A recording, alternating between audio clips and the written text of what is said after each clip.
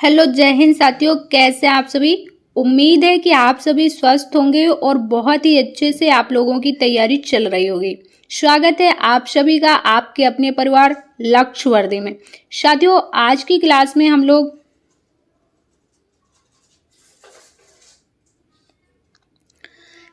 इस क्लास में हम लोग हिंदी का प्रैक्टिस सेट करते हैं।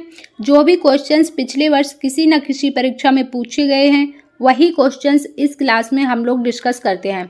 आप किसी भी एग्जाम की तैयारी कर रहे हैं जिसमें आपके हिंदी से क्वेश्चंस बनते हैं, आप सभी के लिए ये क्लास ले सकते हैं। तो साथियों, बिना किसी देरी के शुरू कर लेते हैं आज की क्लास। आज की क्लास का आपका पहला क्वेश्चन है,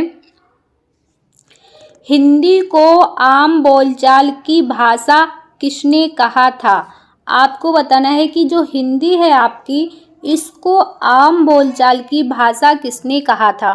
ऑप्शन है आपके पास विलियम कैरी, जॉर्ज गियर्सन, राजा राम मोहन राय या फिर अरविंद घोष। तो आपके क्वेश्चन का जो सही आंसर हो जाएगा ऑप्शन नंबर बी, क्या, जॉर्ज ग्रियर्सन। इन्होंने कहा था हिंदी को आम बोलचाल की भाषा। याद रखेंगे आप लोग। इसके बाद अगला क्वेश्चन है आपका, बरसत लालच लाल की मुरली धरी लुकाए, सो हरे भौहन हंसे, दैन कहीं न जाए।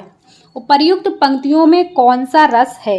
इसमें आपको रस बताना है कि कौन सा रस है। देखो, एक आपका रस होता है, कौन सा रस, श्रृंगार रस।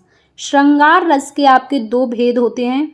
श्रृंगार की वर्तनी ये वाली शुद्ध होती है, याद रखेंगे आप। श्रृंगार रस के दो भेद होते हैं, कौन कौन से।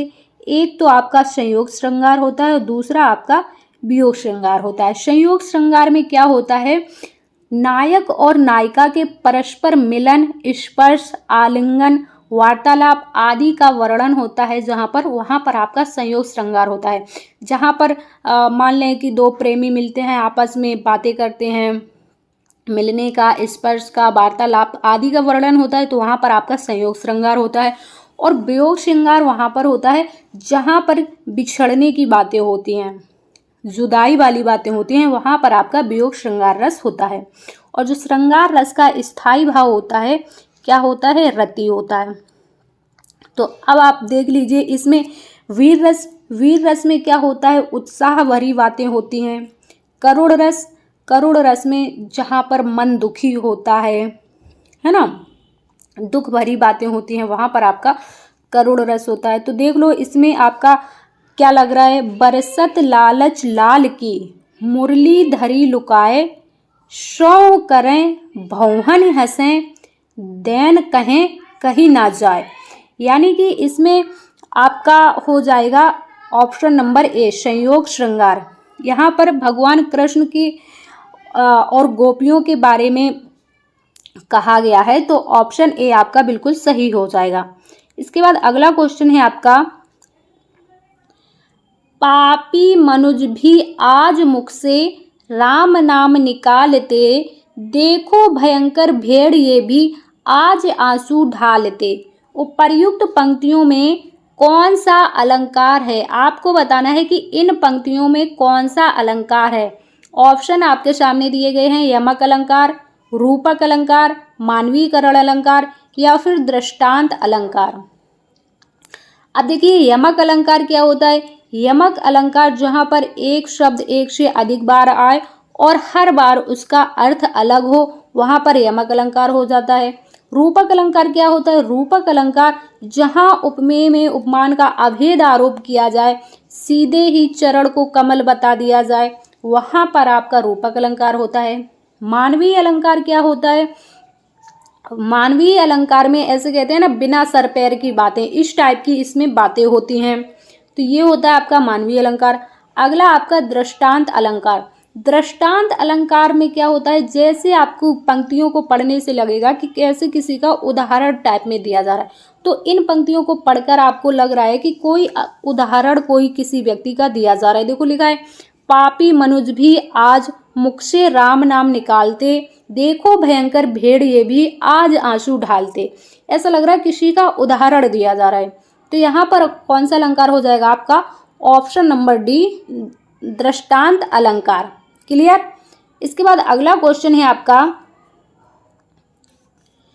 इनमें से कौन सा अर्थ अलंकार का भेद नहीं है।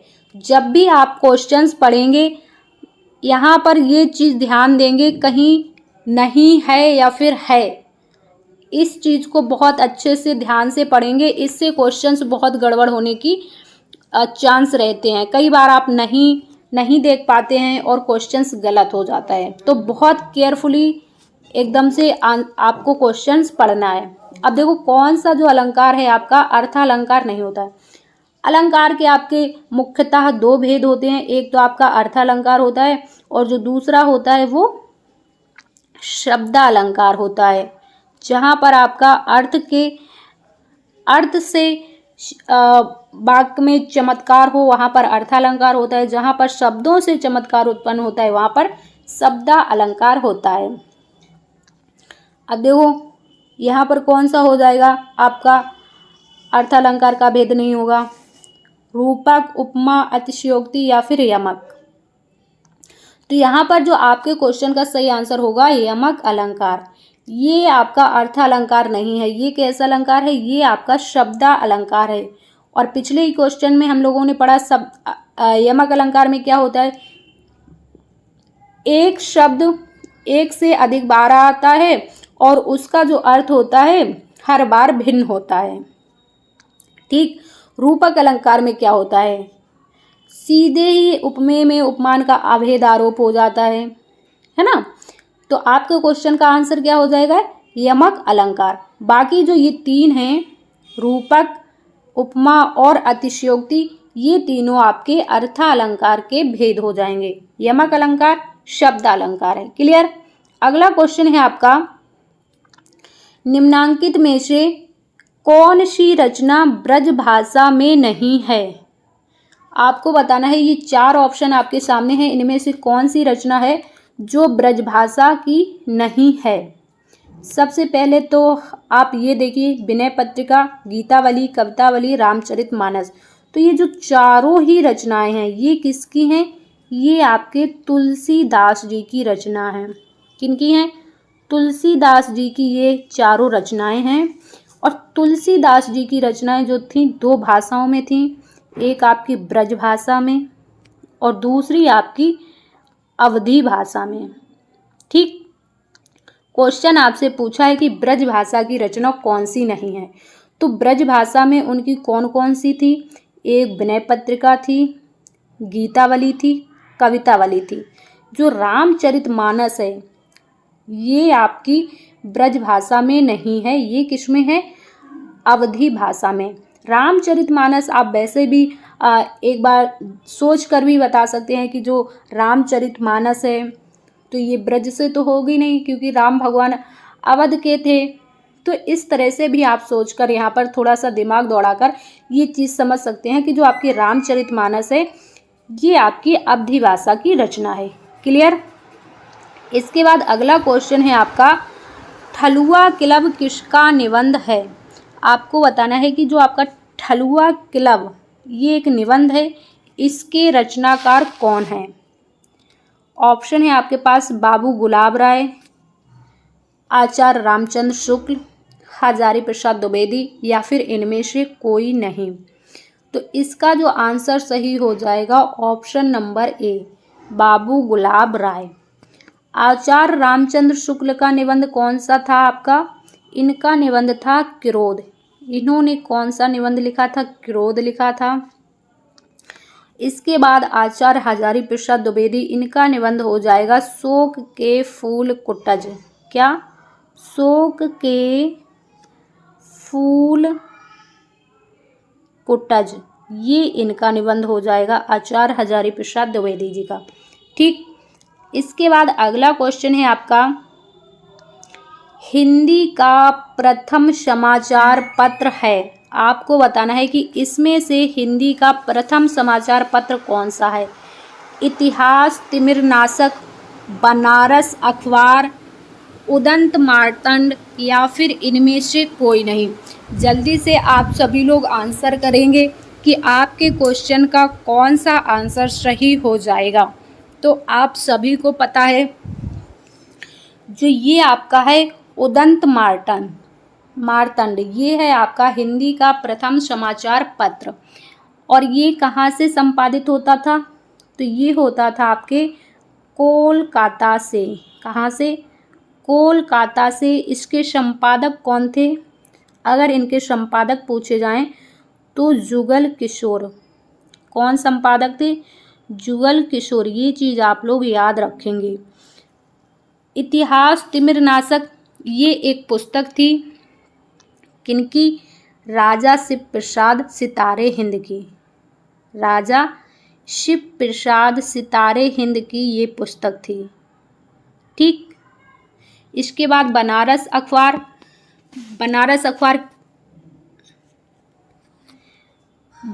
अखबार किसका है? आप सभी लोग कमेंट्स में बताइएगा। ठीक है। इसके बाद अगला क्वेश्चन है आपका, निम्न में से अधिकरण कारक वाला वाक्य कौन सा है?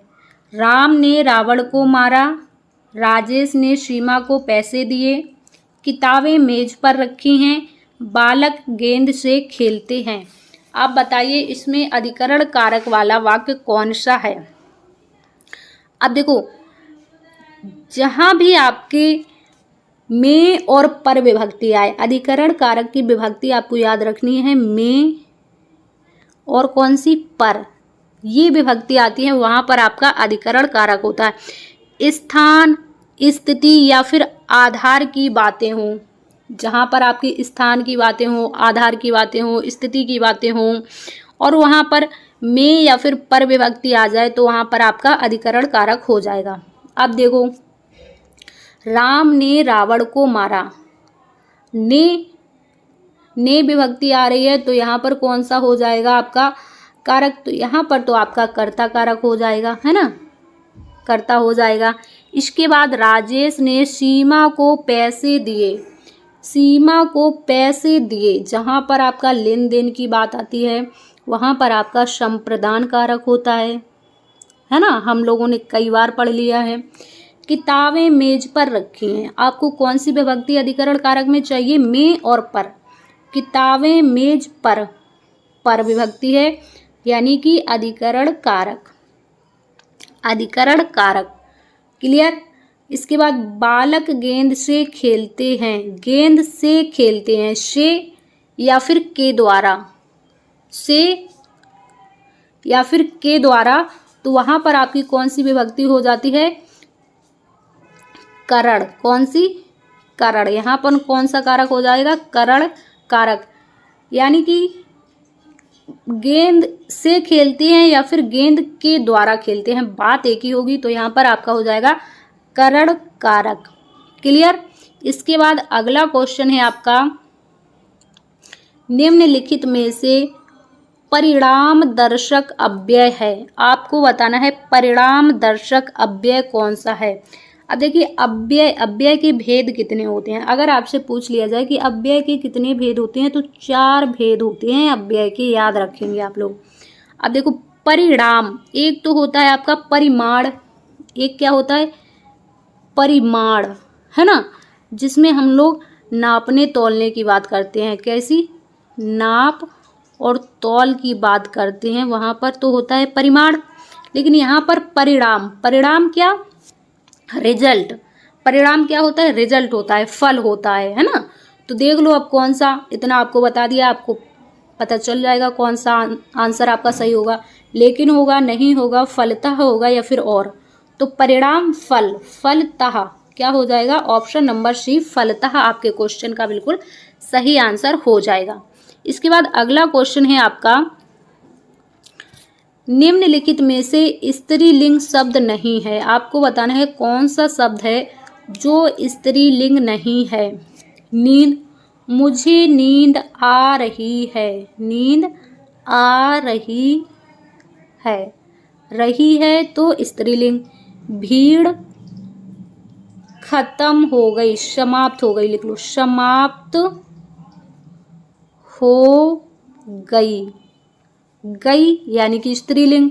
सभा संपन्न हुई, संपन्न हुई, हुआ नहीं हुई, है ना। तो ये भी आपका स्त्रीलिंग हो गया। मानचित्र अच्छा है, अच्छा है कि अच्छी है, मानचित्र अच्छा होता है या फिर अच्छी होती है, तो मानचित्र अच्छा है यानी कि यही हो जाएगा आपका आंसर। स्त्रीलिंग नहीं है, ये क्या है आपका पुल्लिंग है। क्लियर। तो साथियों ये थी हमारी आज की हिंदी की प्रैक्टिस सेट की क्लास। आज हमारा प्रैक्टिस सेट नंबर 56वां था।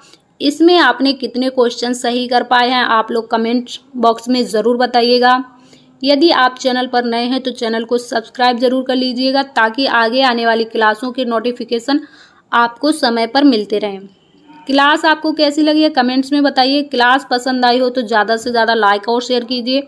हम मिलेंगे आपसे नेक्स्ट क्लास में। जब तक के लिए स्वस्थ रहिए और अपनी तैयारी करते रहिए। जय हिंद साथियों।